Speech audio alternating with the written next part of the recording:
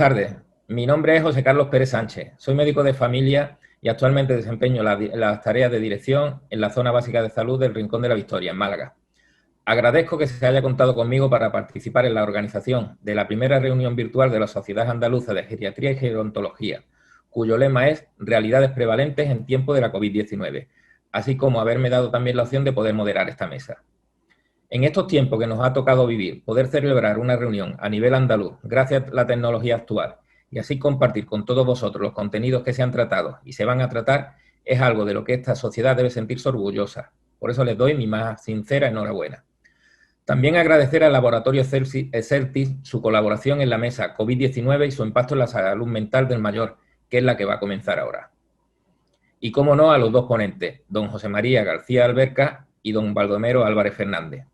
En primer lugar, voy a dar la palabra a don José María García Alberca, psiquiatra, director médico del Instituto Andaluz de Neurociencias y ANEC, que nos hablará de ansiedad y COVID-19.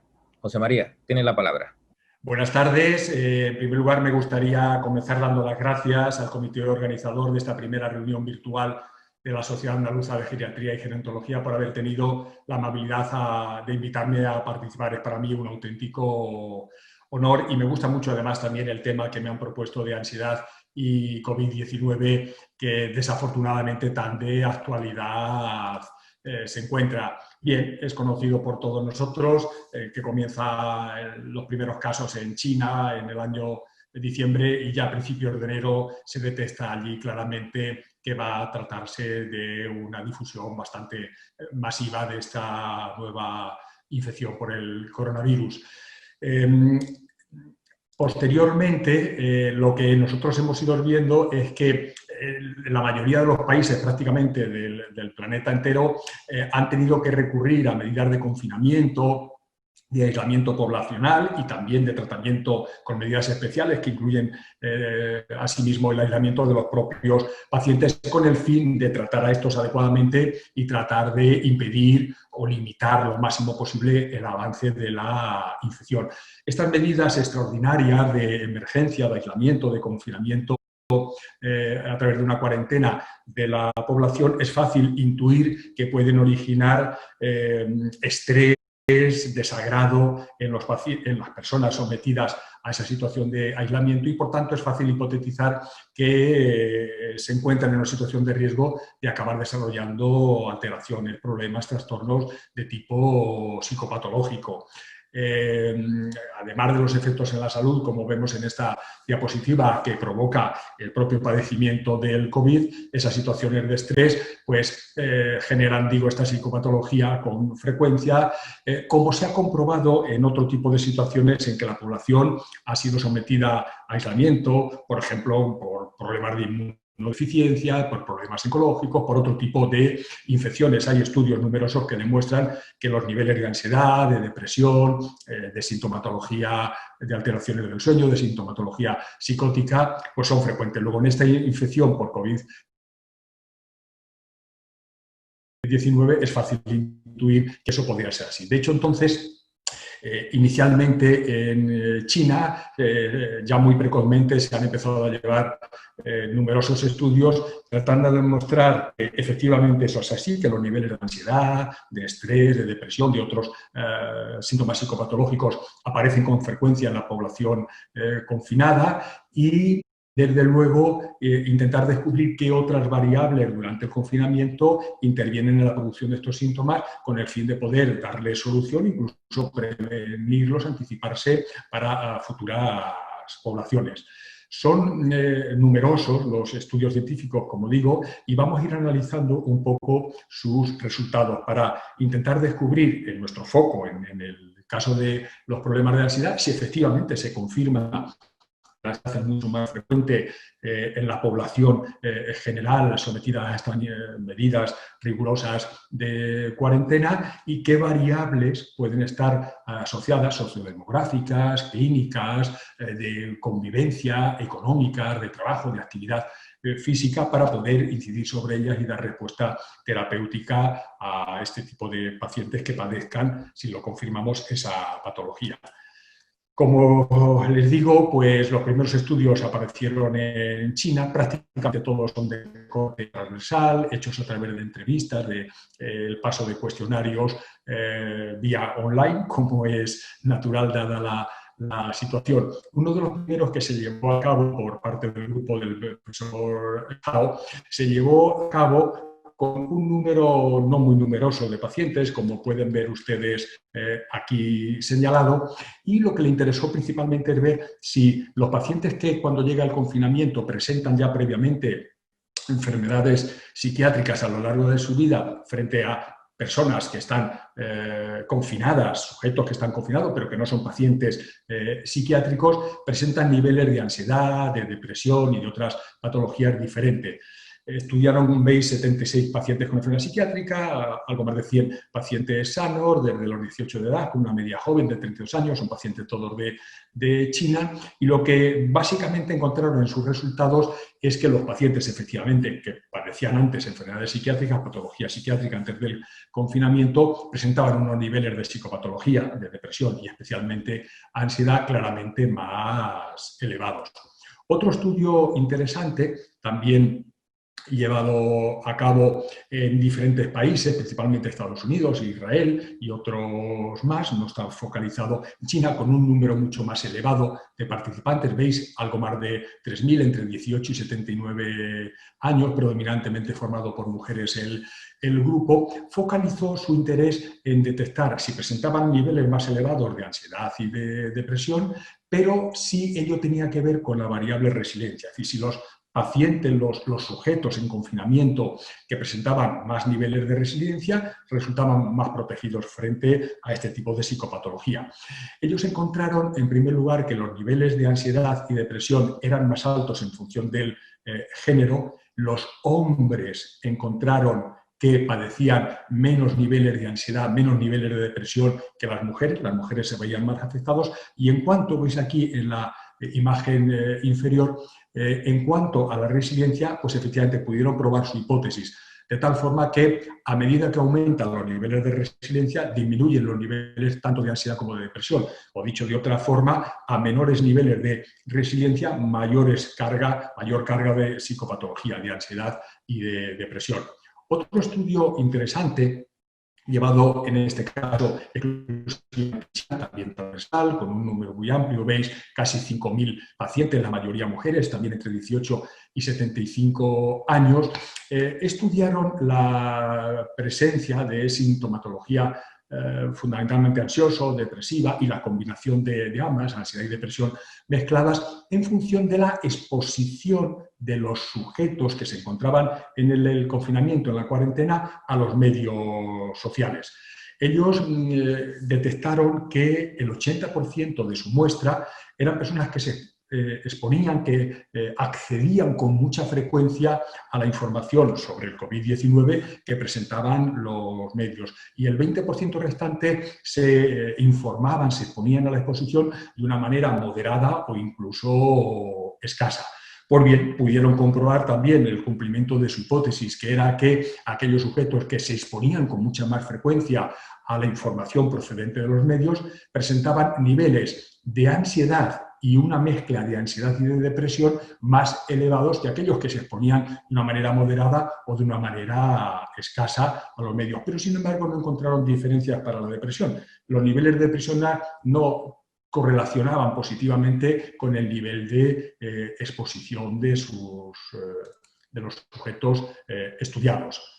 Otro estudio también muy interesante, llevado a cabo en China, en Estados Unidos y en Alemania, con un número también importante de pacientes, veis 1.491, casi 1.500 pacientes, también la mayoría mujeres, focalizó su estudio de niveles concretamente, como veis, de depresión, de ansiedad y de estrés en relación a 4 variables que a los autores les interesó estudiar. Estudiaron la relación de esos 3 factores psicopatológicos con el nivel de actividad física que desarrollaban los sujetos durante la cuarentena, con la cantidad de sueño, con el hecho de fumar o no fumar y el consumo de alcohol. Lo que encontraron es que tanto en depresión como en ansiedad, como en estrés, los niveles eran moderadamente elevados y en los 3 casos estaban claramente relacionados con las 4 variables estudiadas, de tal forma que aquellos sujetos que durante la cuarentena habían disminuido su nivel de actividad física presentaban mayores niveles de depresión, de estrés y de ansiedad. Aquellos sujetos que durante la cuarentena habían disminuido la cantidad de tiempo de sueño presentaban también incrementados los 3 niveles. Por el contrario, aquellos sujetos que incrementaron el consumo de tabaco e incrementaron el consumo de alcohol presentaron unos niveles de ansiedad, de estrés y depresión claramente más elevados que los que no lo habían hecho. Y finalmente, dentro de los estudios extranjeros, llevados a cabo, como les digo, en China, pero también en otros países, les voy a mostrar un estudio longitudinal. Todos los anteriores, en general la mayoría que se han hecho, son transversales, como les cuento, pero me parece de interés mostrarles también los resultados de un estudio longitudinal. Es un estudio con algo más de 1.700 pacientes, con una edad media de 53 años, como pueden ver, también la mayoría, 67%, mujeres, y en ellos se evaluaron de nuevo también los niveles de estrés, de depresión y de ansiedad. Y los evaluaron en 2 tiempos distanciados entre sí 4 semanas. El primer tiempo de evaluación se produjo al principio del pico de la epidemia, cuando fueron, al principio del confinamiento, cuando la población estudiada se confinó, y 4 semanas más tarde se produjo la segunda evaluación en el pico precisamente de la epidemia. Lo que pudieron confirmar sus resultados es que ninguna de las variables estudiadas, ansiedad, estrés y depresión, y una cuarta, estrés postraumático, presentaban diferencias significativas entre los 2 tiempos de evaluación. Es decir, el paso de esas 4 semanas no agravó ni los síntomas de estrés postraumático, ni de depresión, ni de estrés, ni de ansiedad. Básicamente eran los mismos que habían registrado en el primer momento, en el momento inicial del confinamiento. Como les muestro, o como les digo, ven ustedes aquí estudios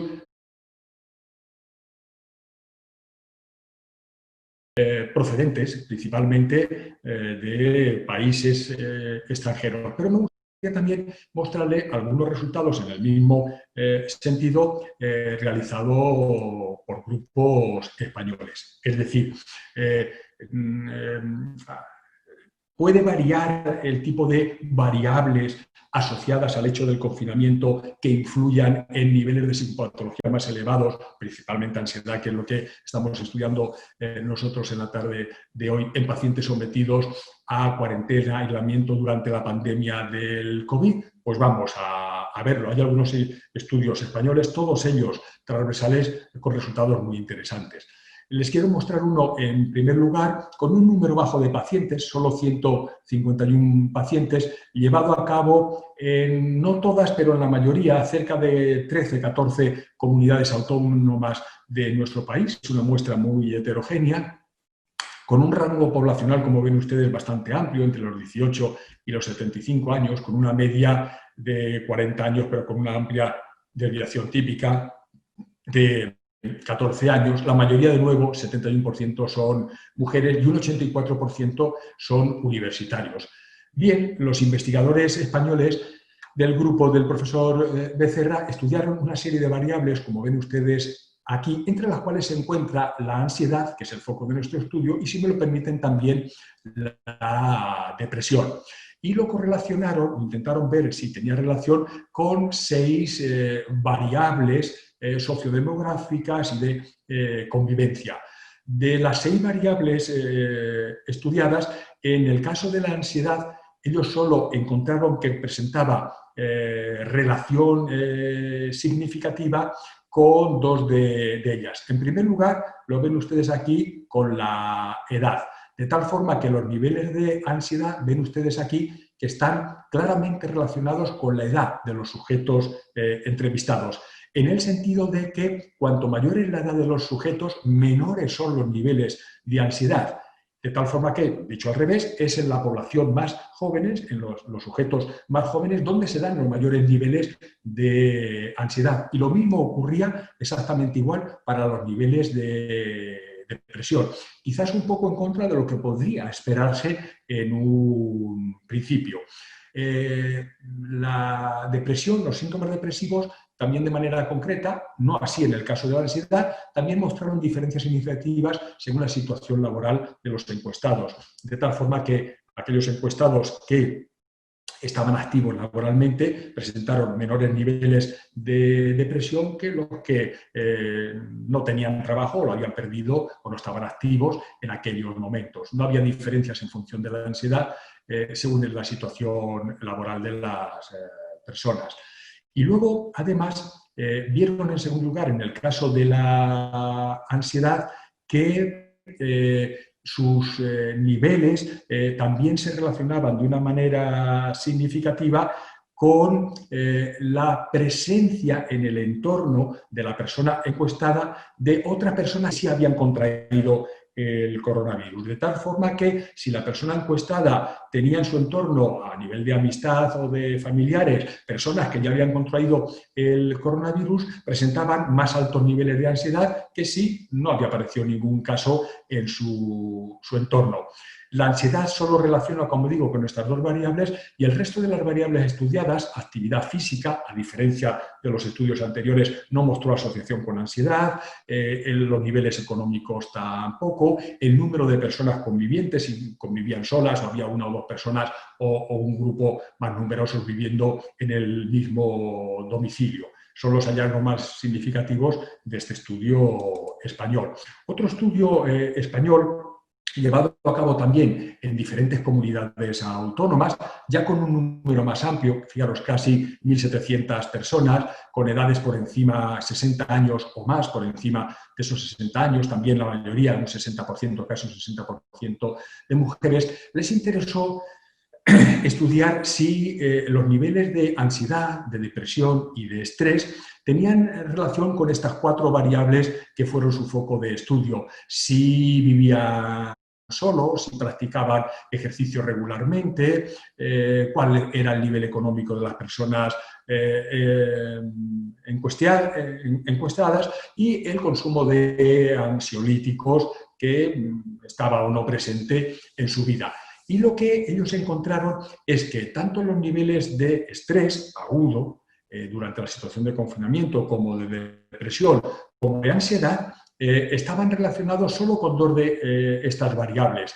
Con las pérdidas económicas, aquellos sujetos cuyos ingresos, su disponibilidad económica había bajado, presentaban niveles más elevados de estrés agudo, de depresión y de ansiedad, y con el consumo de ansiolíticos. De nuevo, las tres variables, estrés agudo, depresión y ansiedad, presentaban unos niveles incrementados en aquellos sujetos que presentaban un elevado consumo, un incrementado consumo en relación a antes, al que tenían anteriormente de la cuarentena, cuando llegó el confinamiento por el COVID. Pero, por ejemplo, ninguna de esas tres variables psicopatológicas relacionó ni con vivir solo no influía, ni con la práctica de ejercicio, también a diferencia de lo que hemos visto en algunos estudios anteriores con muestras no españolas. Otro estudio también interesante, bastante interesante, también llevado a cabo por un grupo español con un número de encuestados bajos, no llega a 300, a partir de 60 años de edad también, y llevado a cabo este sí exclusivamente solo en el País Vasco, en el norte de España. A los evaluadores, a los investigadores les interesó la posible relación de los niveles elevados de estrés, de depresión y de ansiedad con la presencia en los encuestados, en la población estudiada, de enfermedades crónicas, de cualquier tipo, respiratorias, cardiocirculatorias, digestivas, reumáticas, inmunológicas, endocrinológicas, etc.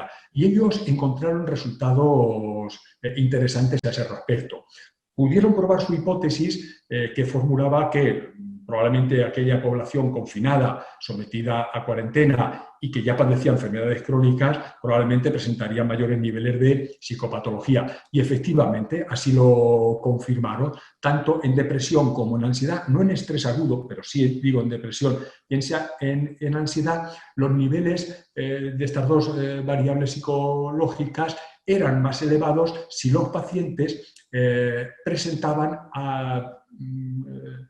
algún tipo de enfermedad crónica previamente, ya desde mucho tiempo antes, lógicamente, de que apareciera la pandemia. Y vieron también que había diferencias en relación con el sexo, de tal forma que si los pacientes padecían enfermedades crónicas y además eran varones, los niveles de ansiedad y de depresión eran más elevados. Y en general vieron que eran más elevados en los hombres con patología crónica asociada que sin patología crónica. Por tanto, el padecimiento de algún tipo de deterioro previo en el estado general de salud condicionaba un mayor riesgo, un mayor aparición, desarrollo de psicopatología durante el estado de la cuarentena.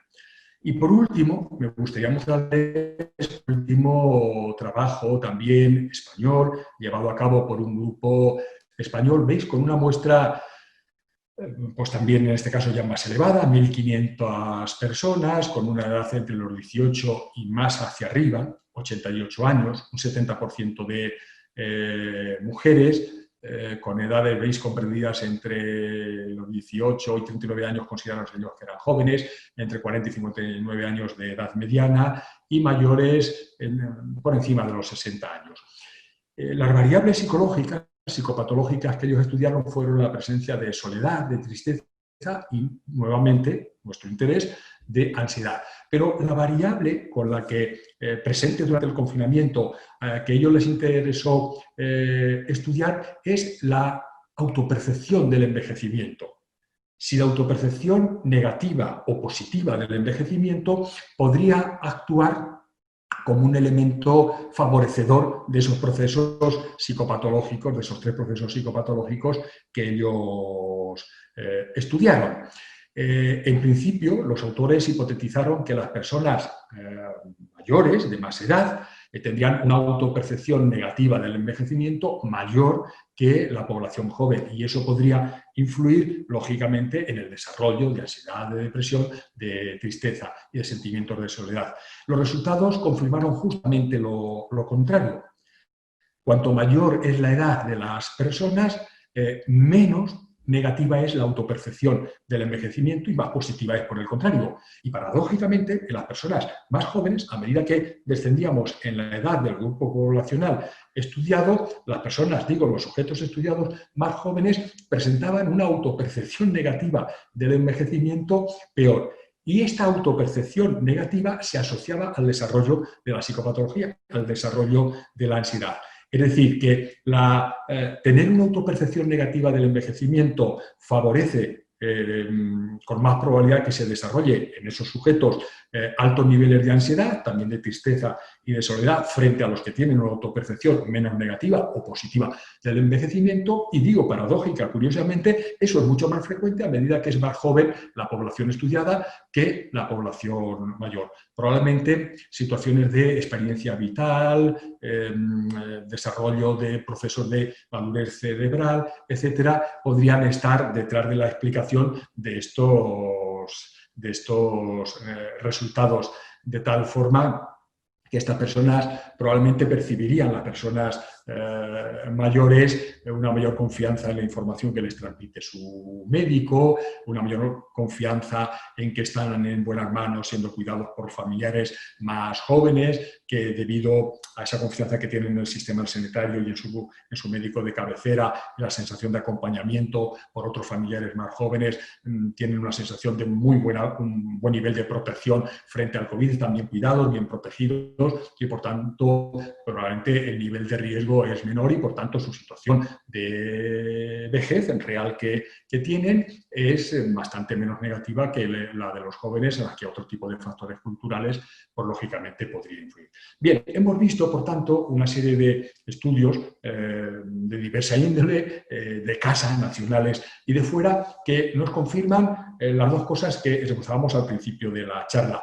Uno, que pues los niveles de psicopatología, ansiedad, depresión y otros están más elevados en las poblaciones sometidas al aislamiento, a las restricciones, a la etapa de cuarentena por la situación de pandemia que vivimos, como era previsible, como ya hemos visto en otro tipo de confinamiento, y que esta serie de variables, estos niveles elevados de psicopatología, pues correlacionan bastante bien con diferentes variables que son muy importantes entenderlas, descubrirlas, conocerlas, porque sobre ellas podremos actuar con una doble finalidad, poner en marcha medidas terapéuticas que ayuden al control de esos síntomas y beneficien la salud psíquica de las personas estudiadas, incluso hacer labores de prevención para en futuras cuarentenas podernos anticipar. Así pues, podríamos acabar concluyendo esta charla con tres conclusiones bastante relevantes. Los estudios que hemos estudiado, ¿ves? Pues nos han permitido estudiar o identificar grupos de población general que tienen una mayor vulnerabilidad psicológica durante la cuarentena y donde puede ser pues, de una manera especial relevante realizar un apoyo psicológico precoz preventivo o terapéutico cuando ya esos niveles de psicopatología se han desarrollado. En segundo lugar, de todo lo que nosotros hemos estudiado hasta ahora,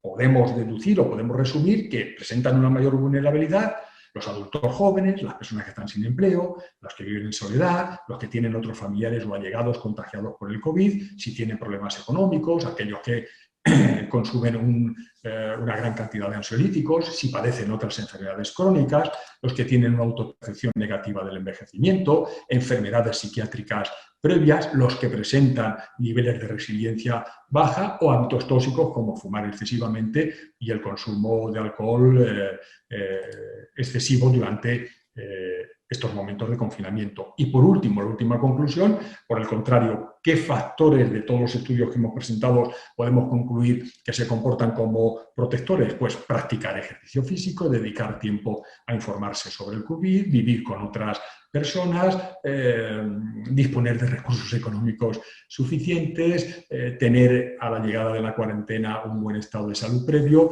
y, por último, aquellas personas que presentan, disponen de una autopercepción positiva del envejecimiento.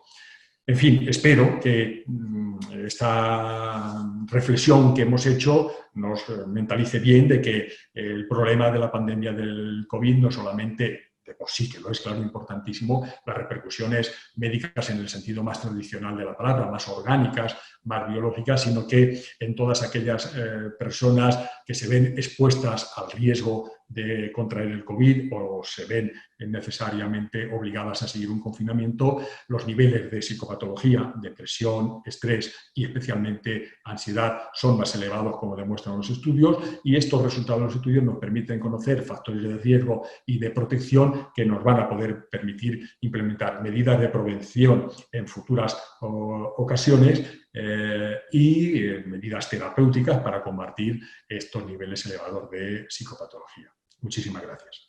Muchas gracias, espero que haya gustado y el turno de preguntas se hará posteriormente. Ahora le damos la palabra a don Baldomero Álvarez Fernández, geriatra del Hospital Regional Universitario de Málaga, que nos dará su visión sobre el impacto de la pandemia en los síntomas psicológicos conductuales del paciente con demencia.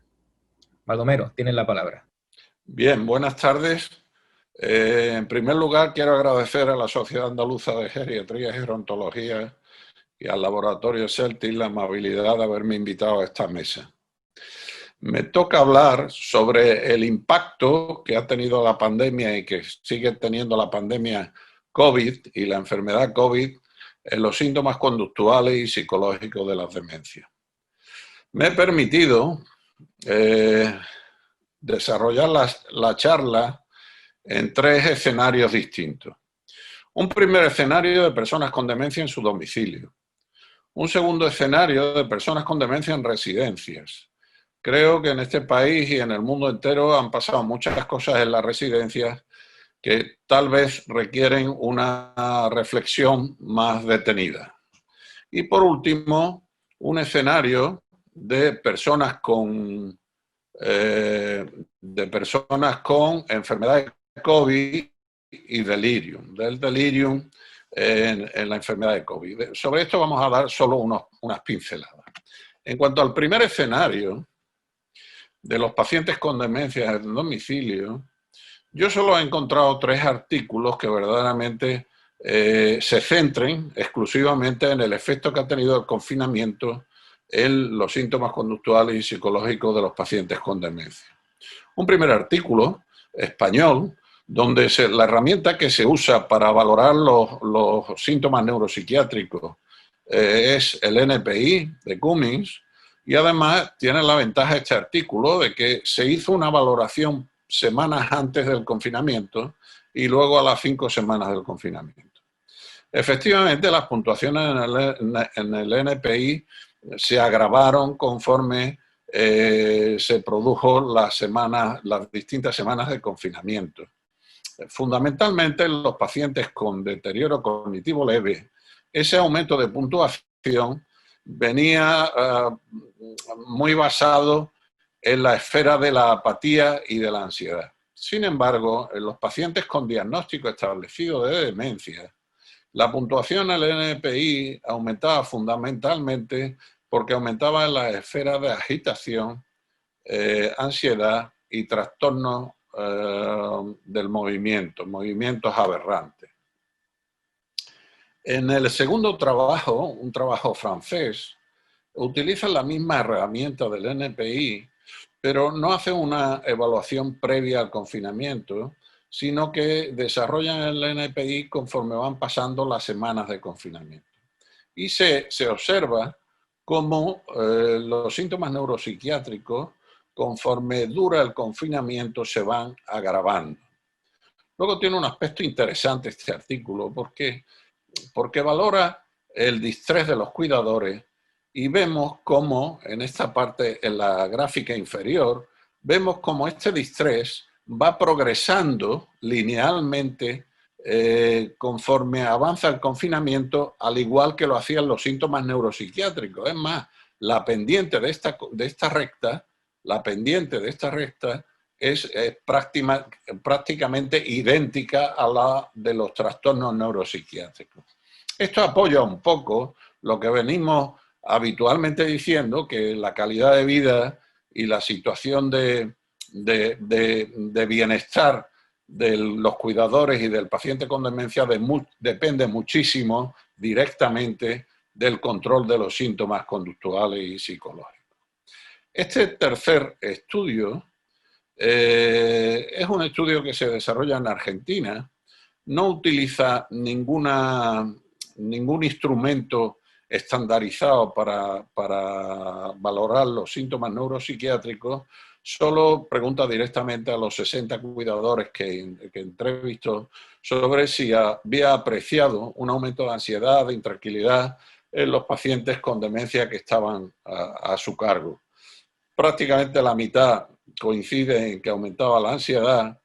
Hay un dato importante y es que el 60% había interrumpido prácticamente la relación con los familiares durante el confinamiento.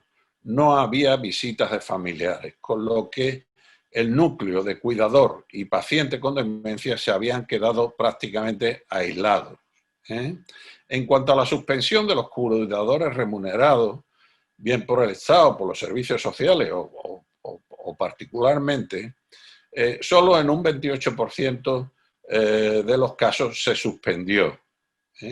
Y cuando en este artículo preguntan a los cuidadores qué les preocupaba durante el confinamiento, hay una gran diferencia entre las preocupaciones que tenían los cuidadores con demencias leves a los donde la preocupación fundamental era que su familiar no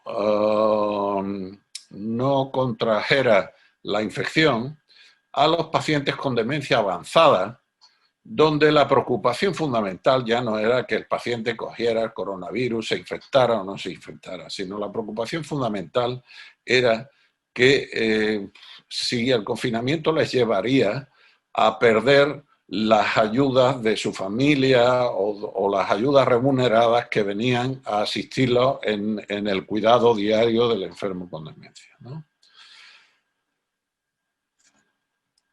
En resumen, si nos pregunta si el confinamiento y otras medidas de la nueva realidad influyen en la aparición o agravamiento de síntomas conductuales o psicológicos de la demencia, la respuesta es un rotundo sí.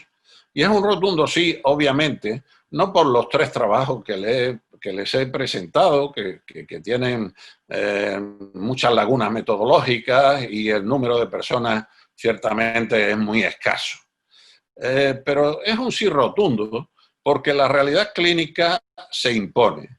Y lo cierto es que todos los que estamos pasando consulta, pacientes con demencia, después del confinamiento, prácticamente en un 80% nos estamos encontrando con un relato muy parecido. Mire, mi padre estaba bien, pero a raíz del confinamiento ha empezado con estos problemas y tal. Mire, mi madre lleva 5 años diagnosticada de demencia, ha ido perdiendo sus capacidades, empeorando poco a poco de forma progresiva, pero mire, a raíz del confinamiento la cosa ha ido muy mal. Ese es el relato que nos encontramos en la consulta diario, todos los que pasamos vemos a este tipo de pacientes. Además, un sí rotundo, porque la rutina y la actividad física, cognitiva y social de muchos pacientes se ha visto muy afectada. Es decir, han cerrado los centros de día, se han visto aislados de su familia y aislados socialmente. Eso ha generado ciertamente una situación donde un caldo de cultivo, donde los síntomas conductuales podían aflorar. Hay un sí rotundo porque la pandemia ha generado, en el mejor de los casos, aturdimiento de los pacientes. Y de los cuidadores ha aumentado el estrés, el miedo, la sobrecarga, la ansiedad. Todos estos síntomas hacen un cóctel no muy propicio para que la relación con cualquier persona sea fluida, y mucho menos con un paciente con demencia. Y además es un sí rotundo porque la asistencia sanitaria en estos pacientes en momentos de pandemia se ha visto muy, muy comprometida. En el mejor de los casos, si el familiar ha podido contactar con un centro de salud o con un dispositivo de urgencias, que ya era muy complicado, lo cierto es que lo que se le ha realizado es una consulta telefónica y en muchos casos administrado un tratamiento puramente sintomático. Cuando el familiar decía su familiar había empezado a agitarse con insomnio y tal, en vez de buscar causas subyacentes que podían estar produciendo estos síntomas, nos hemos limitado en muchos casos puramente a un tratamiento sintomático. En cuanto al escenario en la residencia, tenemos que tener en cuenta, estos son cifras que dio Radio Televisión Española hace unos días, el día 20, son más de 20.000 los muertos en residencias por COVID, es decir, pacientes que han fallecido con la prueba PCR positiva. Los que han fallecido por otras causas o por COVID que no se ha determinado por PCR, pues han sido, como pueden imaginar, muchísimos más. No se saben cuántos, pero muchísimos más. Bien, en este ámbito, la Sociedad Americana de Geriatría ha propuesto unas líneas de actuación dentro de la residencia. Ellos reconocen la dificultad que tiene el manejo de esta pandemia dentro de la residencia. Primero porque son personas muy vulnerables, eso es cierto, y además, a más demencia, más vulnerabilidad. Pero además es porque la presentación atípica de las enfermedades en las personas mayores no escapa al COVID. Es decir, que los síntomas típicos de fiebre, tos, disnea, eso se da en muchísima proporción en pacientes que tienen COVID. No aparece esa sintomatología cuando se trata de personas mayores. Lo que aparece son cuadros de agitación, cuadros de alucinaciones, cuadros de pérdida de apetito, cuadros de trastornos del sueño, cuadros de trastornos del hábito intestinal, etc. Pero es que además, como dice la Sociedad Americana de Geriatría, y pone algunos ejemplos de Nursing Home Americana, donde se ha hecho PCR a todos los que estaban asintomáticos y en muchos casos hasta el 50% daban positivo. Es decir, que estamos hablando de una complejidad importante, gente vulnerable, que la enfermedad se presenta de forma distinta, con muchas caras, pero además que puede que no haya síntomas ninguno. En ese sentido, lo que dice la Asociación Americana de Geriatría es que si lo que estamos es tratando de tomar medidas, buscando que haya un síntoma tipo de fiebre o de tos o de disnea, estamos perdiendo el tiempo. Es necesario, si queremos hacer inevitable las infecciones por coronavirus en la residencia, es necesario que se hagan PCRs periódicas, semanalmente, donde se fiscalice a los residentes y a los cuidadores, a los trabajadores de la residencia. Pero además es que la propia sociedad americana dice que cuando se trata de residentes con demencia, la dificultad de manejo aumenta ostensiblemente. Bien, este es un artículo muy interesante que no me he resistido a ponerle porque verdaderamente llama mucho la atención. Es un artículo que se hace en una universidad australiana y que sus autores son profesores de universidad en el ámbito de la medicina, de juristas, en el ámbito de las ciencias sociales, donde indagan para ver qué factores influyen en lo que ellos llaman vulneración sistemática de los derechos humanos de las personas con demencia en la residencia. Insisto, ellos denominan vulneración sistemática de los derechos humanos de las personas con demencias en la residencia. Estamos hablando de Australia, que está en el otro extremo del mundo. Probablemente nuestras residencias pues sean muchísimo mejores, pero es que estamos hablando de Australia, que es un país donde el nivel de vida es muy alto y donde el nivel de desarrollo socioeconómico también lo es. Pues allí este grupo de personas, de científicos de diferentes ámbitos, se han centrado en investigar qué está pasando con esta pandemia en la residencia con respecto a la vulneración de derechos humanos. Ellos achacan esta vulneración sistemática a 4 factores fundamentales. Primero, la preocupación por el deber del cuidado físico y la responsabilidad que ello conlleva, a estar demasiado centrados en el cuidado físico, en este caso demasiado centrado en la residencia, en que lo que no haya es un contagio de coronavirus. Claro, si no queremos que haya un contagio de coronavirus, lo más inmediato es tratar de que esos pacientes estén lo más aislados posible. Y entonces limitan y segregan las actividades recreativas e incluso van directamente al aislamiento puro y duro. Y además, si hay problemas y se resiste el paciente, pues a la inmovilización.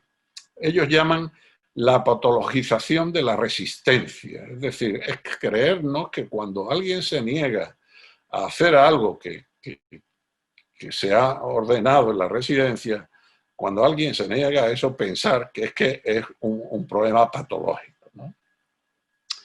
Este trabajo se apoya en muchos informes, informes donde, como donde dice que la priorización predominante de la gestión de riesgos físicos sobre la elección y el bienestar de los residentes indica una actitud cultural de devaluación de las personas mayores. Es decir, y en efecto es así. Es decir, es un tema, el hecho de priorizar el daño físico en el ámbito de las personas mayores es un tema bastante cultural y además bastante cultural también asentado en España. Es decir, se nos ha dado casos en el hospital donde las familias se han negado en rotundo a que se desate un paciente porque esa noche ha tenido una agitación o se ha arrancado una vía intravenosa. Y entonces las familias se negaban en rotundo porque consideran que el priorizar el daño físico es el bien fundamental de una persona mayor. En cierta medida, lo que se hace, como dice aquí, es evaluarla, ¿no? Atendiendo a ese miedo de la responsabilidad, tengo la imagen que me tapa las diapositivas, ¿cierta? Vamos a ver.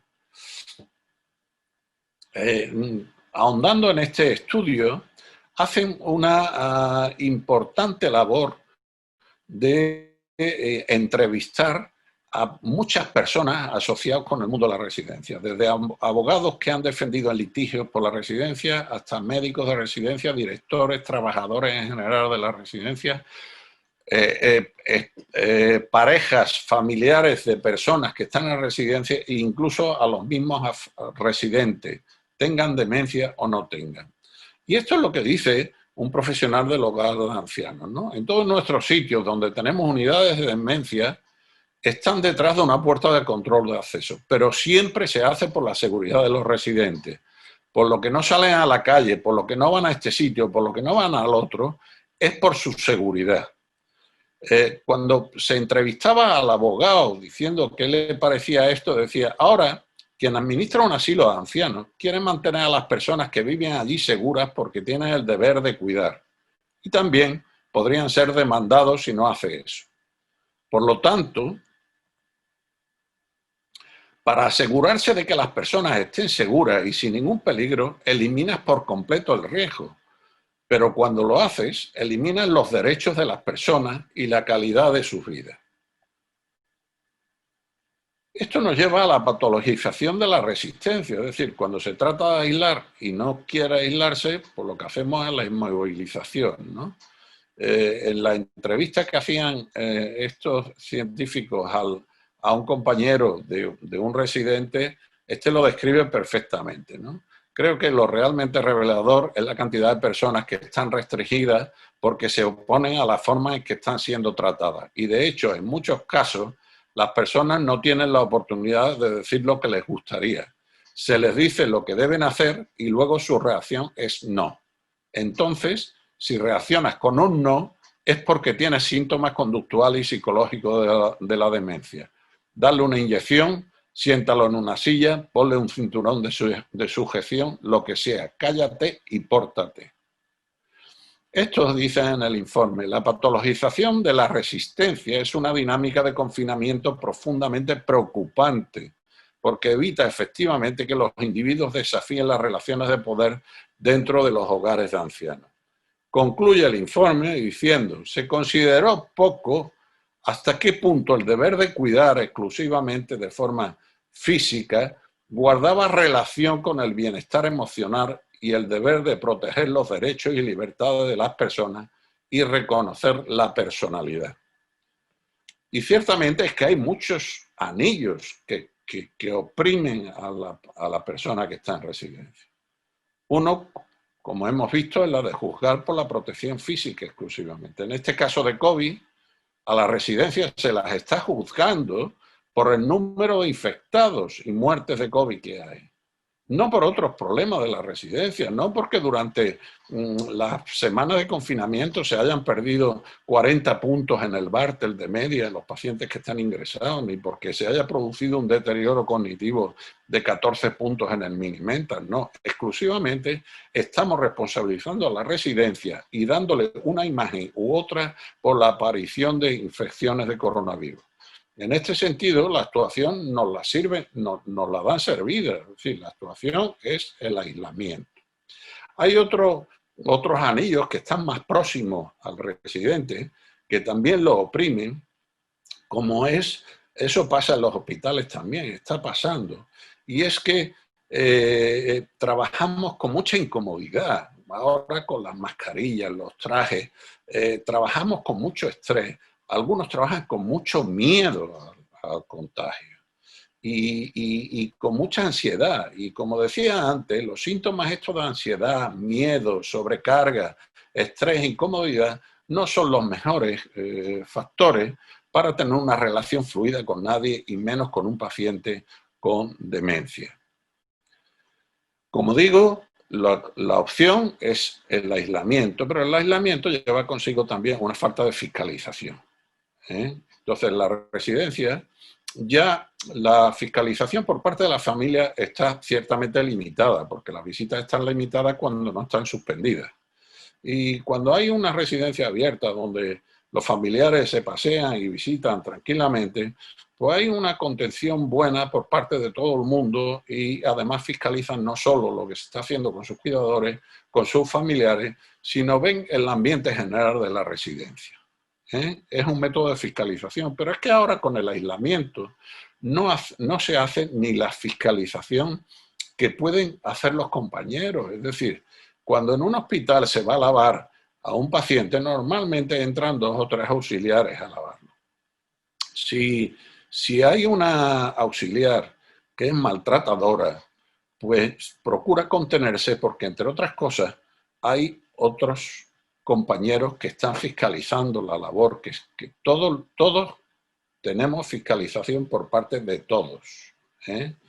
Y cuando con el afán de aislamiento hacemos que solo una persona sea la que maneje a otra, lo que estamos dando es un margen de impunidad. Cuando hay impunidad, las cosas se hacen mal. Si la policía tiene sensación de impunidad para torturar, torturará. Si en la sociedad hay impunidad para el robo, se robará. Si en el hospital hay impunidad para la mala praxis, se hará mala praxis. Eso, por supuesto, por descontado, diciendo que hay policías, hay ciudadanos y hay profesionales que se den las circunstancias que se den, ni van a torturar, ni van a maltratar, ni van a robar, ni van a hacer mala práctica. Pero el hecho es que, en cierta medida, existe impunidad. 2 pinceladas del delirium. Mire, en los pacientes que tienen enfermedad COVID, uno es decirles que cualquier paciente con enfermedad COVID-19 tiene un riesgo muy alto de sufrir un delirium. Por tanto, con ellos hay que extremar las medidas de prevención de este cuadro. Desde ajustar las medicaciones a los horarios de sueño, hasta presentarnos, decirnos quiénes somos, pedirle permiso para hacerle cualquier cosa. Mire, le vamos a sacar una analítica si nos permite. Mire, le voy a explorar. ¿Usted me lo permite? Reorientaciones, decirle, mire, ¿sabe usted dónde está? ¿Sabe qué día es? ¿Sabe qué hora es? Reorientaciones periódicas. Tratar de que la movilidad, empezar a movilizarlo lo antes posible. Y tratar de que a diario tenga relación, aunque sea por vía telemáticas, con su familia una o varias veces.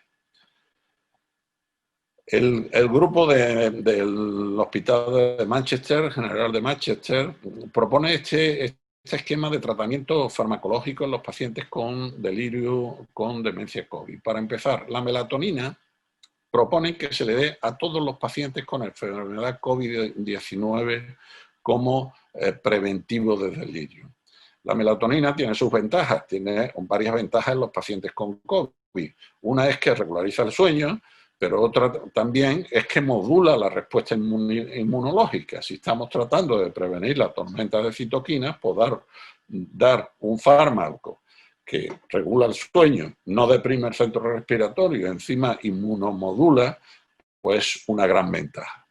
Ellos, sobre todo en el ámbito de la UCI, propone el alfa-2 agonista como primer tratamiento de elección, sobre todo la dexmedetomidina, que se utiliza solo en ámbito de UCI. Luego, el tercer escalón son los agentes antipsicóticos, el valproico, trazodona y agentes agonistas dopaminérgicos como la amantadina. Mire, en el tratamiento con antipsicóticos, lo cierto es que ellos proponen, en primer lugar, el aripiprazol, que es básicamente, porque les pongo estas pinceladas aquí, porque hay varios ensayos donde se ve que son útiles incluso en el delirio hipoactivo, es un antipsicótico que actúa como agonista del receptor dopaminérgico, es decir, que es útil en la hipoquinesia, en la rigidez, en los síndromes extrapiramidales, y existe por vía parenteral, además de por la vía oral. Y se está viendo que hay buenos resultados en estos pacientes. Esto es un trabajo donde se analiza a pacientes de UCI que estaban con delirio, se les pasa la escala de delirium de UCI y la escala de agitación y vemos cómo las puntuaciones descienden tras una inyección de 7,5 miligramos intramuscular de aripiprazol.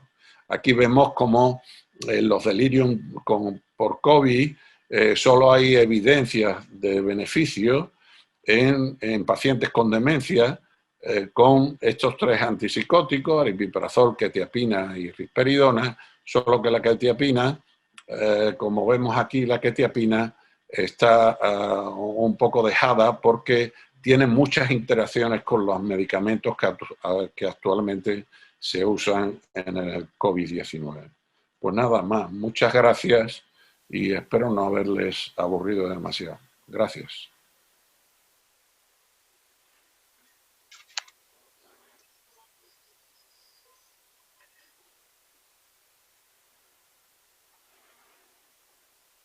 Buenas tardes de nuevo. Agradecer tanto al doctor José María García Alberca como al doctor Baldomero la intervención que han tenido, que creo que ha sido muy interesante en estos tiempos en los que nos ha tocado vivir. Tenéis debajo de donde ha sido la presentación hay un recuadro en el que podéis hacer las preguntas que me irán apareciendo a mí para ir pasándoselo a los dos ponentes.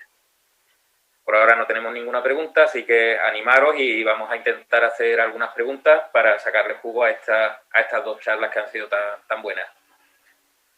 Mientras, pues voy a hacerle una pregunta a don José María. Él ha hablado de un estudio en el que en las primeras 4 semanas cuando se empezó el confinamiento se le pasó un test justo antes del confinamiento y a las 4 semanas las preguntas y realmente no hubo diferencia. ¿Piensa que si esto se hubiera prolongado más en el tiempo o si lo hiciéramos ahora de nuevo, habría diferencia? Bien, mi impresión clínica al leer los resultados de los autores es que sí, efectivamente. 4 semanas de seguimiento en un estudio longitudinal pues realmente son muy pocas y le restan potencia estadística a los resultados que se han obtenido, evidentemente. El desarrollo de psicopatología, en nuestro caso la ansiedad, también podemos extenderlo a la depresión para que todas las variables sociodemográficas, de convivencia, económicas, de trabajo, actividad, desarrollo de actividad física o no, que se producen y que hemos visto en los diferentes estudios que se producen durante el estado de confinamiento, durante la cuarentena, para que desarrollen esa psicopatología y se vea longitudinalmente, probablemente necesitaríamos al menos otras 4 o 6 semanas más de tiempo de observación. Y yo creo que probablemente es el tiempo el que no ha recogido efectivamente evidencia de significación estadística.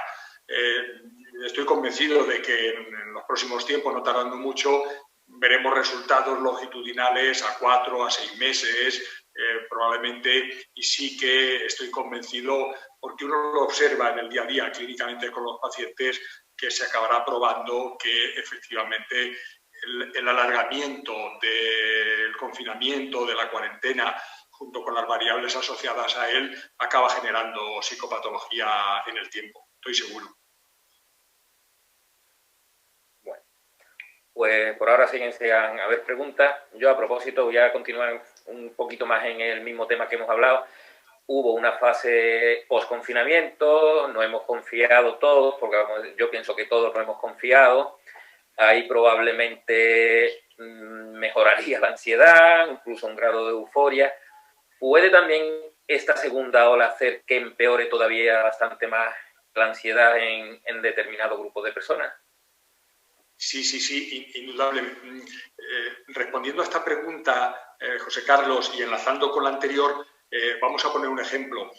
Una de las variables que se estudió en el estudio longitudinal era estrés agudo, ansiedad, depresión, pero también se estudió otra que era el estrés postraumático. Los psiquiatras sabemos muy bien que cuando una situación de estrés impacta en una persona o en un grupo de personas, los síntomas de estrés postraumático pueden aparecer de manera inmediata o diferida y durar de una manera aguda unas semanas o mantenerse de manera crónica por encima de 6 meses. Pero esto es muy importante saberlo, ¿eh? Es decir, sin estar en una situación de pandemia, cualquier situación, cualquier acontecimiento vital estresante que produzca un trauma emocional importante, la sintomatología, las consecuencias psicopatológicas de ese acontecimiento traumático no siempre aparecen de manera inmediata en los días o en las semanas próximas.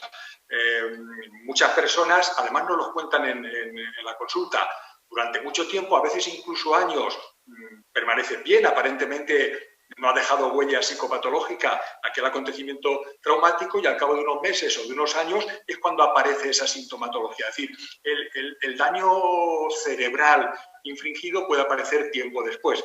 Por eso decíamos que 4 semanas es muy poco tiempo para valorar el daño real que en ese escaso lapso de tiempo ha podido ocasionar la pandemia, el confinamiento, perdón. Y efectivamente, en ese mismo sentido, enlazamos con la pregunta que tenemos ahora encima de la mesa. Es decir, si estamos mal que bien saliendo de la primera ola, viene una segunda, se renueva la sensación de amenaza y la posibilidad de un nuevo confinamiento, aunque sea por áreas, la posible huella del confinamiento anterior se suma a esta nueva amenaza, va a reforzar la agresión que va a sufrir el cerebro y todos sus sistemas neurobiológicos y por tanto es aún más esperable que por acumulación de daño brote psicopatología nuevamente o por primera vez en los próximos tiempos, claro que sí.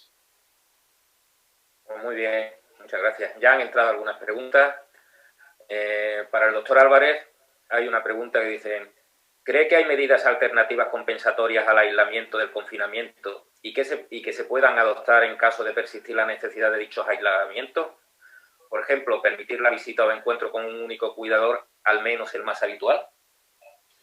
Sí, yo creo que ciertamente, si la pregunta va dirigida fundamentalmente al ámbito residencial, yo creo que el confinamiento tenemos que repensarlo. Tenemos que repensarlo y además tenemos que repensar el cuidado exclusivo en estos pacientes que son tan frágiles, el cuidado exclusivo orientado exclusivamente a evitar los contagios. El ser humano es mucho más que lo físico. Y verdaderamente cuando nos centramos exclusivamente en lo físico y abandonamos el resto, estamos haciendo mucho daño, mucho daño. Entonces es muy importante. Hay que repensarse, por ejemplo, en las residencias, si no es necesario, pues que sean los agentes externos, es decir, los cuidadores y los familiares los que deben de entrar continuamente, haya contagio o no, con medidas de aislamiento importantes para ellos, como son los EPI, y dejar que los residentes tengan una relación de convivencia pues, como era normal hasta ahora. En la residencia, en fin, con esto del confinamiento es paradójico que, por ejemplo, en este país sea necesario que intervenga un juez para tratar de que las autoridades sanitarias prohíban que un señor no moleste a alguien que está a menos de 2 metros de distancia cuando está fumando en la calle, y resulta que tiene que intervenir un juez, en muchos casos dando la razón al fumador, y en la residencia, si se aísla a alguien y se encierra en una habitación o se le hace restricciones, nadie lo fiscaliza. Es sorprendente, es sorprendente. Es decir, las medidas hay que ser serios. En el ámbito residencial, lo que se impone es hacer PCR periódicas, semanales, a trabajadores y a residentes. A mi juicio, los residentes que den positivo deben de estar en un espacio que sea residencial también, donde puedan tener actividades comunes, haya terapeutas ocupacionales, se pueda hacer fisioterapia, se pueda aceptar, y los demás sean los que estén perfectamente aislados con su EPI, y hacer las cosas ciertamente orientadas a la protección, por cierto, en todos los ámbitos del residente. Que ahora yo creo que no se está dando. Yo creo, sinceramente, pienso que en las residencias, con este tema del COVID, hemos convertido la residencia en los centros que no se veían desde hacía décadas.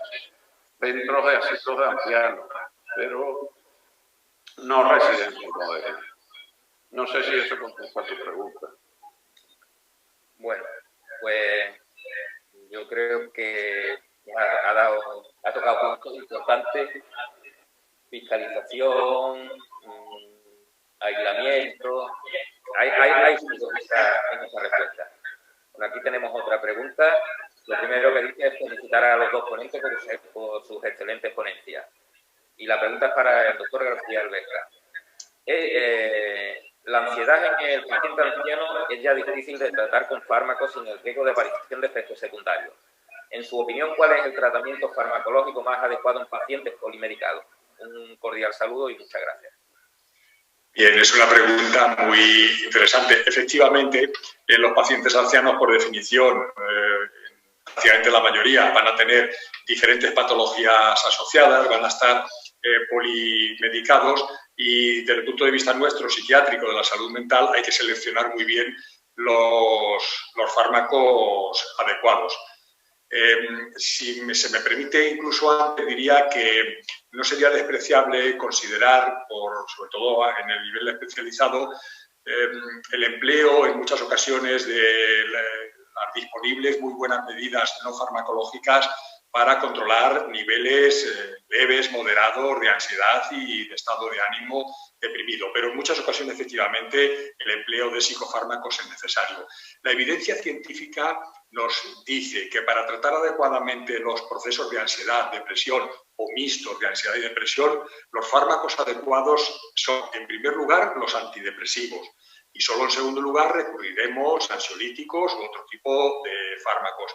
Habitualmente no lo solemos hacer así y el consumo de ansiolíticos es muy elevado en este grupo poblacional y todos sabemos los efectos motores y cognitivos inconvenientes que pueden tener. Por tanto, mi primera opción, en mi caso, además estoy de acuerdo con ese consenso científico, es utilizar antidepresivos. ¿Cuáles? Pues bueno, en general la mayoría de los antidepresivos que disponemos pues presentan un nivel de eficacia pues verdaderamente muy interesante. Hasta hace poco tiempo los inhibidores selectivos de recaptación de serotonina eran los que dominaban la primera elección en este tipo de pacientes. Sin embargo, al ser pacientes ancianos y tener algunos todavía, aunque menos que en el pasado, efectos anticolinérgicos y favorecer un cierto grado de desmotivación y apatía, eso hoy en día está en revisión. Y otro tipo de antidepresivos pues merecen ser considerados y ascenderles algunos peldaños. Merece la pena tener en cuenta los duales, sin lugar a dudas, aunque algunos como mirtazapina son muy sedantes y esos efectos motores con el riesgo de caída durante la noche o durante la deambulación diurna pueden tener algún inconveniente. En mi experiencia particular, si la ansiedad y la depresión coexisten, como es lo habitual, y el paciente está mayor, aunque no tenga deterioro cognitivo, seleccionar algunos de los modernos antidepresivos que tienen un buen perfil antidepresivo ansiolítico y efecto procognitivo me parecería la opción probablemente de primera elección, generalizando mucho la respuesta. Desde luego hay que hacer una selección individual. Fármacos como la tianeptina y similares, a mí me parece que tienen un perfil muy desprovisto de efectos secundarios y mi experiencia clínica me indican que ese efecto procognitivo y el ansiolítico junto con el antidepresivo, pues los hace muy recomendables. Son fármacos muy seguros que están proporcionando resultados verdaderamente sorprendentes. Y creo que la opción primera, la de los inhibidores selectivos de reacción de serotonina, que era nuestra primera opción, me parece que debería descender un peldaño en cuanto a primera elección en estos fármacos. Desde luego yo en mi práctica clínica y en los pacientes con problemas de deterioro cognitivo, con demencia que vemos en nuestro centro de día, pues hemos cambiado ese criterio con esa nueva reconsideración. Muchas gracias, José María. Aquí hay el doctor Javier Benítez ha hecho varias preguntas, una de ellas la ha contestado anteriormente el doctor Álvarez, y hay otra que también es para el doctor Álvarez y pregunta: ¿qué opinas de tener que aislar a un mayor con demencia avanzada o aquellos que utilizan sujeciones químicas para estos mayores? Bueno, vamos a ver. El tema de las sujeciones se había progresado muchísimo en la última década con el tema de las sujeciones en las residencias. Se estaba progresando en el tema de 0 sujeciones en el ámbito residencial. Y eso, con esta pandemia, yo creo que se ha deteriorado bastante. Por eso decía el retroceso que se está produciendo en estos pacientes, ¿no? Lo primero, cuando alguien necesita una sujeción, puede realizar una sujeción de efecto inmediato porque corra peligro su vida o la de otra persona de forma inmediata, recurrir a eso, pero evidentemente cuando se produce una agitación lo primero que hay que ver es por qué está un paciente agitado. Las causas subyacentes y hacer un abordaje adecuado. Con el tema del aislamiento, lo que ocurre es que se ha prescindido de evaluaciones completas a los pacientes que presentaban un síntoma conductual. ¿Sí? La mayoría de las veces lo que se hacía era una consulta telefónica. Dentro de las residencias, con el afán de aislamiento, pues cuando el auxiliar contaba o el personal de la residencia le contaba a algún médico, sea de la residencia o sea de los centros de salud, que el paciente estaba agitado o tal, o de los dispositivos de urgencia, lo que se recurría era a la consulta telefónica y normalmente al tratamiento sintomático. Claro, en ese sentido, pues yo creo que existe una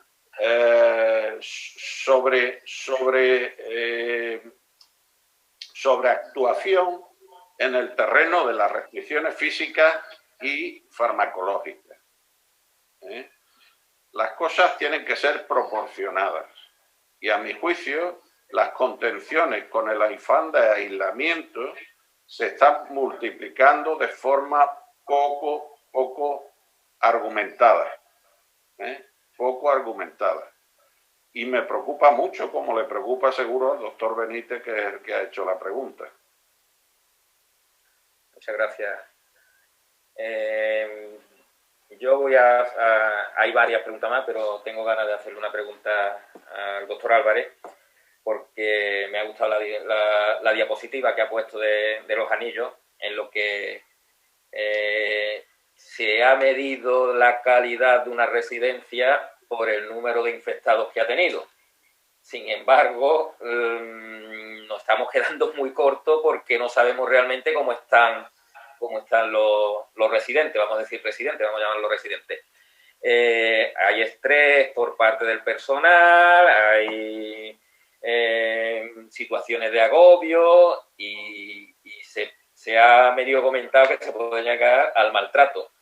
¿Cómo podríamos prevenir estas situaciones o qué medidas se podrían realizar para tratar de mejorar? Sí, bueno, yo creo que para empezar es injusto evaluar a una residencia exclusivamente por el nivel de contagio de coronavirus que tenga. Totalmente.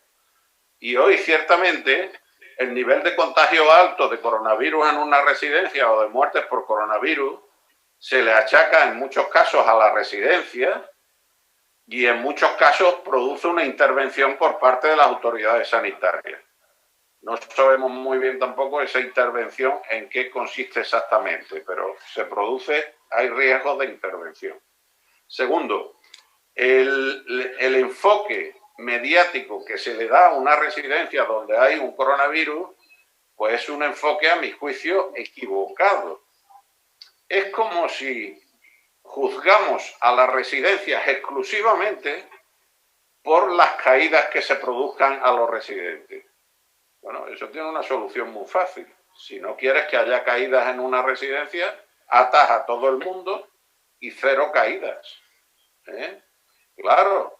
Entonces, no podemos consentir que se juzgue a la residencia exclusivamente por el tema del coronavirus. Cuando el tema del coronavirus en la residencia tiene mucha importancia las políticas sanitarias que se hagan.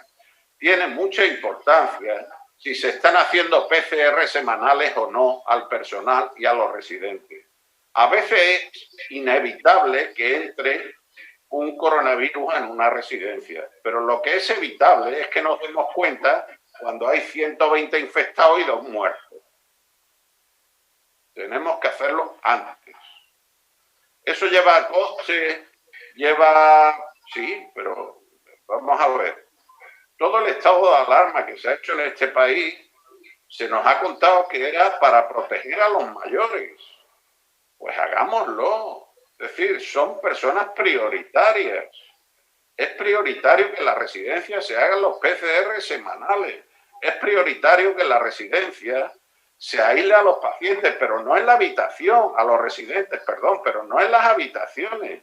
Es prioritario que se aísle el entorno, pero el entorno tiene que funcionar, tienen que seguir las actividades, tienen que seguir los terapeutas ocupacionales funcionando, tiene que seguir todo lo que ha convertido los asilos del siglo XIX en una residencia moderna. Porque si cortas lo que ha convertido a los asilos en una residencia de ancianos del siglo XIX en una residencia moderna, si lo quitas, estás convirtiendo las residencias modernas en asilos del siglo XIX. Entonces yo creo que esto tenemos que repensarlo. La sociedad que no protege a sus mayores es una sociedad muerta, es una sociedad auténticamente muerta. No tiene sentido que los jueces fiscalicen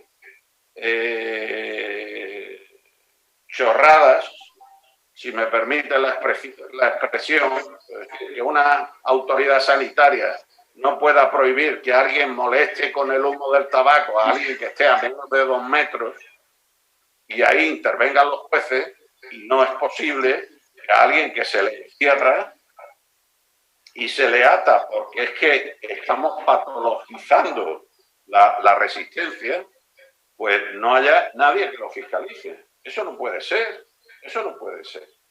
Y a las residencias hay que juzgarlas, además de por el coronavirus, que no digo que no, además de eso por muchas cosas. Es decir, yo no me fiaría hoy de las residencias donde tienen 0 infección de coronavirus. Como no me fiaría de una residencia donde hay 0 caídas. Totalmente. No sé si eso... Yo creo que habla muy claro, la lengua. Aquí voy a leer esta pregunta, pero yo creo que ya la ha contestado Baldomero. Nos dice que agradece a la Sociedad Andaluza de Geriatría y Gerontología la magnífica reunión y pregunta, que yo creo que está contestada, dice que si la realización de PCR o de test rápido en residencias geriátricas conlleva la colaboración de... Bueno, esto puede ser nuevo. Conlleva la colaboración de distintos niveles asistenciales. ¿Piensa que está funcionando bien esta interrelación con los niveles asistenciales para esta segunda ola que se aproxima? Bueno, las relaciones en los niveles asistenciales sanitarios en este país siempre ha tenido un déficit importante, que es que, y yo creo que el déficit está como en todo lo que hacemos, o en la mayoría de las cosas que queremos arreglar en este país, que es que hablamos demasiado de relación en distintos niveles profesionales en vez de hacerlo. Oiga, es que es muy fácil hacer relación. Es que, vamos a ver, si tenemos una residencia, lo primero hay que tener la voluntad política y los recursos para decir, no va a haber una residencia que no tenga un PCR semanal a cada trabajador y a cada residente. Si esa residencia tiene un enfermero o tiene médico de por sí, porque la tiene dentro de su estructura, esos profesionales pueden realizar los test ellos y pasarlos, enviarlos al laboratorio central de la provincia o de la comarca donde se estén haciendo las pruebas PCR. Si es una residencia que no tiene esos dispositivos, no tiene esos profesionales dentro de su plantilla, pues tendrán que ser de atención primaria los que acudan, de atención primaria o de hospitalaria, los que acudan una enfermera ahí a tomar las muestras de PCR semanalmente. Pero es que es así, es decir, que es que... ¿entiendes? Lo que pasa es que ahora estamos trabajando bajo unas presiones, porque ahora atención primaria se dedica, como casi siempre, todo al COVID, a resolver temas COVID. Pero es que, claro, con sentido. ¿Por qué? Porque si hay en un colegio un chaval que da un coronavirus positivo, un profesor, pues ahora que vaya todo el colegio a primaria, al centro de salud, a hacerse los PCR. Bueno, y ahora te tienes que dedicar a todo el mundo en el centro de salud para que 500 chavales del colegio se hagan los PCR. Pero, entonces, claro, yo comprendo que la logística de eso es muy compleja. Comprendo que es una cosa nueva que estamos abordando, pero lo que a mi juicio no tiene discusión es que todo esto lo organizamos para proteger a los vulnerables. Oiga, protejámoslo. Bueno, yo por mi parte de primaria, pues es verdad que gran parte del trabajo que hacemos ahora mismo está relacionado con COVID. No nos olvidamos del resto, desde luego, pero sí es cierto que gran parte nos consume los rastreos, los colegios, los sociosanitarios extra no ya de residencia, los centros de día, que en los centros de salud, por lo menos ahora mismo podemos decir que estamos muy, muy desbordados. Las personas vulnerables, como bien dijo Baldomero, es una asignatura pendiente que hay importante en atención primaria. Yo cuando hablo con ellos lo reconozco de que tenemos un déficit y tenemos un susto a tratar las personas mayores, y por eso me gustan tanto estas reuniones donde podemos compartir distintas especialidades, ponernos al día y compartir las experiencias que tenemos. Eso es una de las cosas que quería decir, porque es verdad que a raíz de lo que él ha comentado me ha venido esta reflexión.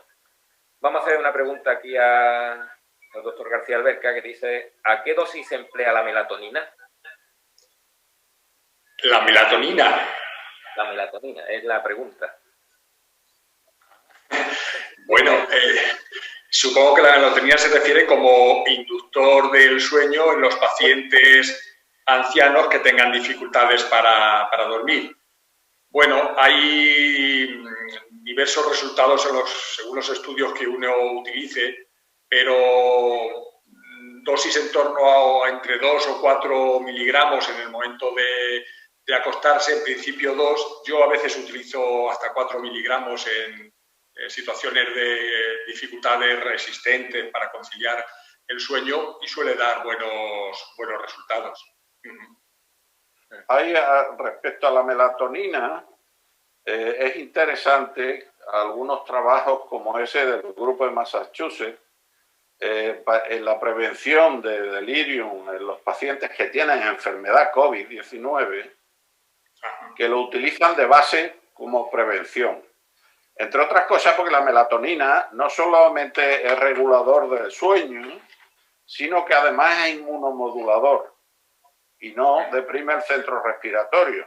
Claro, es ideal para un paciente que lo que se temen dos cosas fundamentales. Primero, la tormenta de citoquinas, que parece que la melatonina puede influir en regular que la tormenta no sea tan intempestiva. Sí. Y segundo, que no deprime el centro respiratorio con la posibilidad de que tenga los problemas respiratorios aumenten, ¿no? Ellos lo aconsejan siempre en un paciente con COVID-19 emplear melatonina, normalmente a dosis, como decía el doctor Alberca, 2-4 miligramos cuando va a empezar la noche, ¿no? Sí. Solo no la recomiendan en los casos de inmunodeprimidos severos, por ese efecto inmunomodulador que tiene. Pero en todos los demás casos la recomiendan para prevención de delirio. Pues aprovechando eso, aparte de la melatonina, ¿hay algunas otras medidas para prevenir este delirio? En los pacientes. En los pacientes, sí, y si son eficaces. Como he dicho antes, los pacientes con enfermedad COVID, solo por tener la enfermedad COVID, ya son de altísimo riesgo de tener delirio. Tenga además la edad que tengan. Si además son mayores, pues muchísimo más riesgo. Si además tienen más patología, muchísimo más riesgo. Y si además tienen deterioro cognitivo previo, aunque sea leve, muchísimo más riesgo. Entonces, las medidas preventivas no farmacológicas son esenciales porque además se han demostrado muy efectivas. Entre ellos hay trabajos de investigadores españoles y geriatras españoles donde se ha visto que en las salas de hospitalización, por ejemplo, donde se toman medidas no farmacológicas con respecto a esto, la incidencia de delirium desciende sustancialmente, significativamente. ¿Qué medidas son esas? Básicamente, readaptar las medicaciones, evitar medicaciones pues, anticolinérgicas y tal que puedan producir delirio. Segundo, ajustar las medicaciones, algo que no hacemos bien en los hospitales, que es ajustar las medicaciones a horarios de sueño. No puede ser que tenga que entrar una enfermera en una habitación a las 12 de la noche para poner tal o cual fármaco que se podía haber puesto perfectamente a las 10 de la noche. Es fundamental presentarnos, sobre todo ahora que entramos disfrazados, parecemos marcianos cuando entramos a ver a un paciente. Presentarnos, mire, yo soy fulanito de tal, soy médico, o soy auxiliar, o soy celador, o soy enfermero, o soy tal. Y mire, yo vengo aquí porque hay que hacerle tal cosa, le vamos a hacer una analítica. ¿Usted nos permite que le pinchemos para hacer la analítica? En fin, tratarlos como personas normales. Es decir, reorientarlos.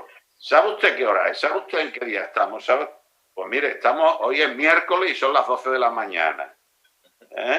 Hay que procurar en pacientes COVID que tengan contacto con la familia diariamente y varias veces si es posible.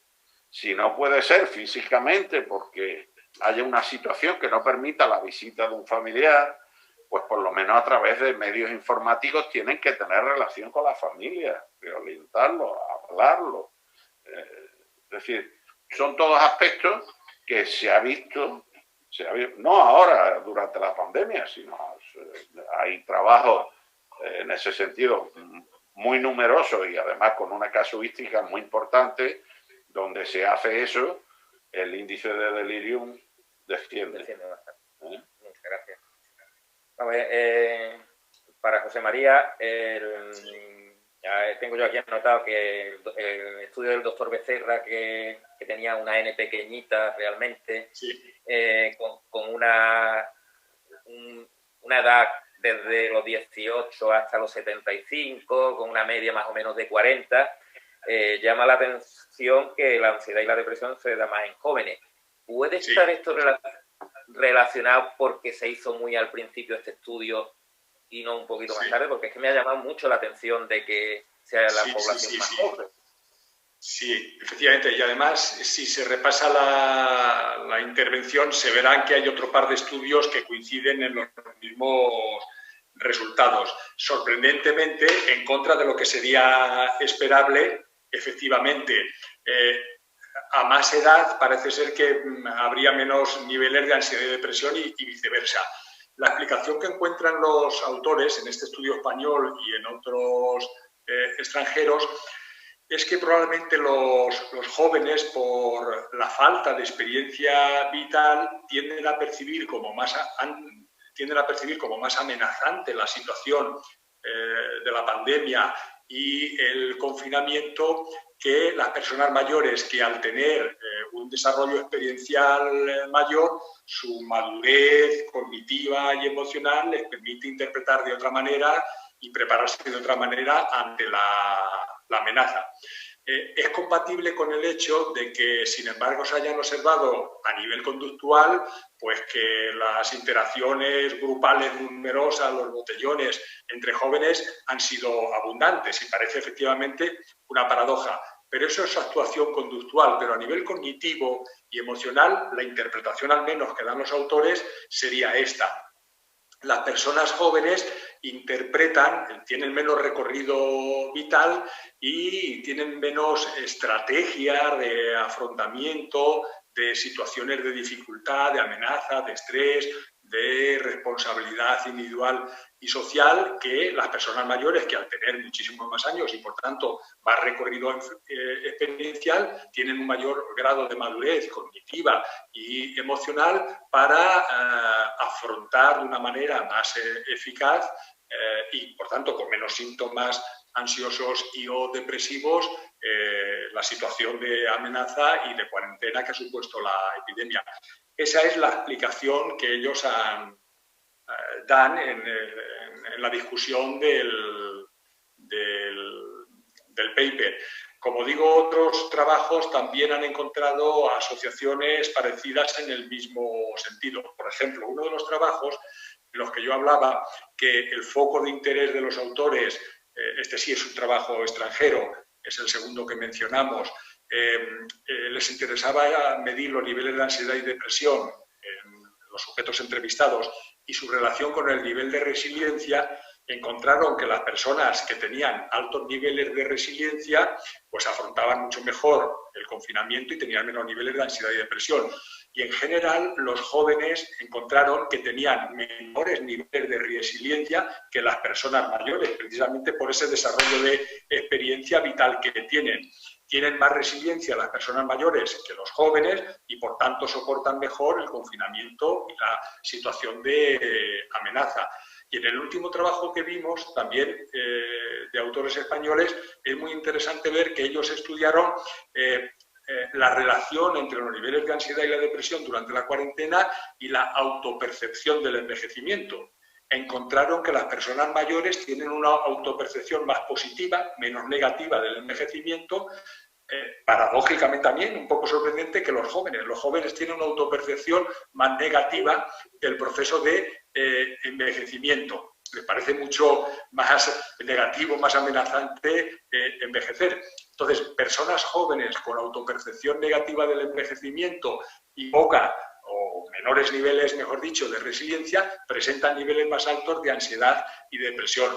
Por tanto, el propio proceso evolutivo, supone los autores, dicho coloquialmente, aún no ha dado tiempo a madurar lo suficiente como para desarrollar una autopercepción más favorable del envejecimiento, niveles mayores de resiliencia, se alcanzarían con más edad vital y vida que permitirían afrontar el riesgo, la amenaza de la pandemia y el confinamiento más eficazmente y, por tanto, con menos niveles de ansiedad y depresión. Esa sería la explicación de la paradoja aparente.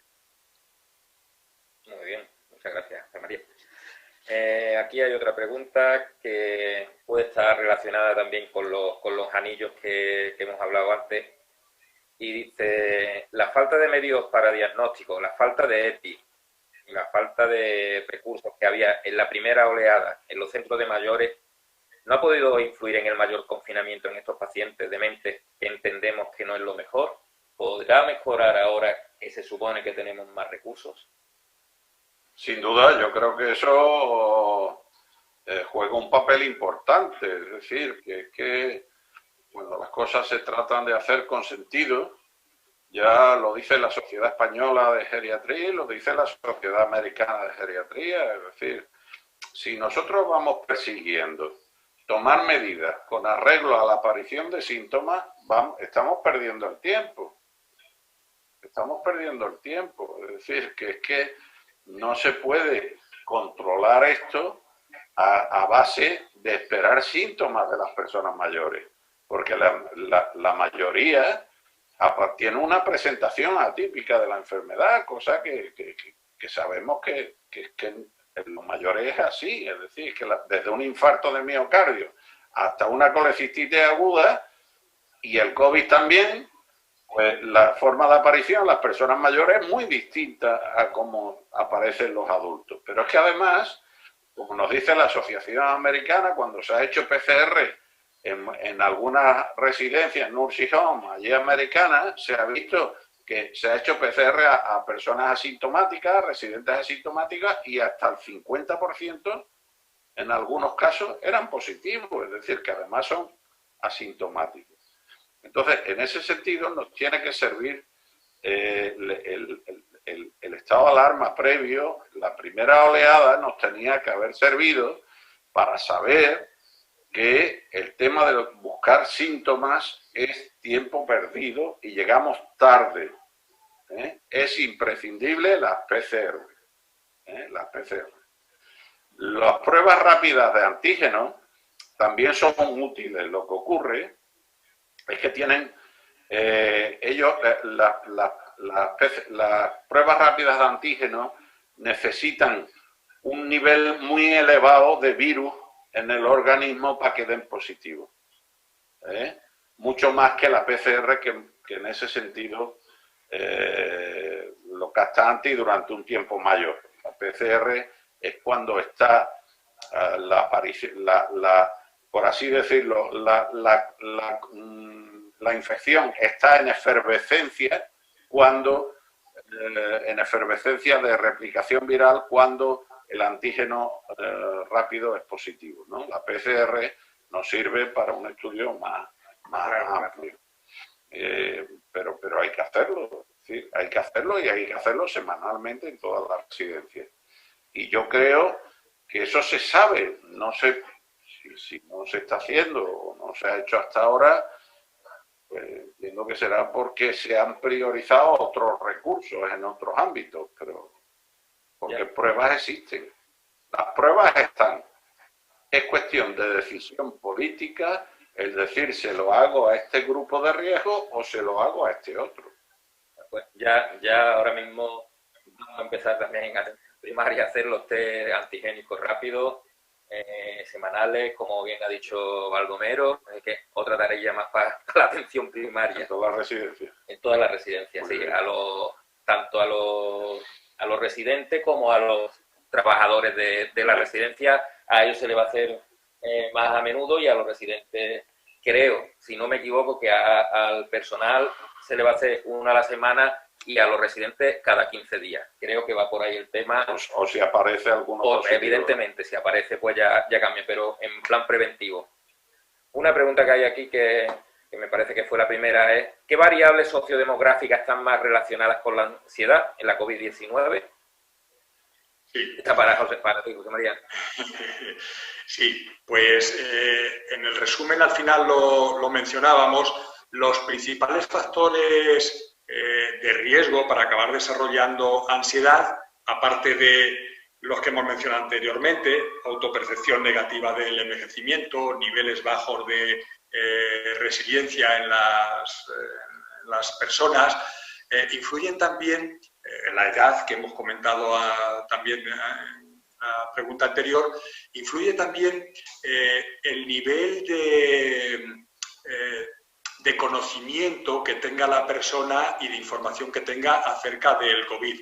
De tal forma que se ha visto que una excesiva, una muy frecuente conexión con los medios de comunicación para informarse permanentemente acerca del COVID, o lo contrario, un escasísimo acceso a los medios de comunicación, pues por exceso de información y por defecto favorece que se desarrollen mayores niveles de ansiedad que si tenemos niveles moderados, intermedios de acceso a los medios de información respecto al COVID.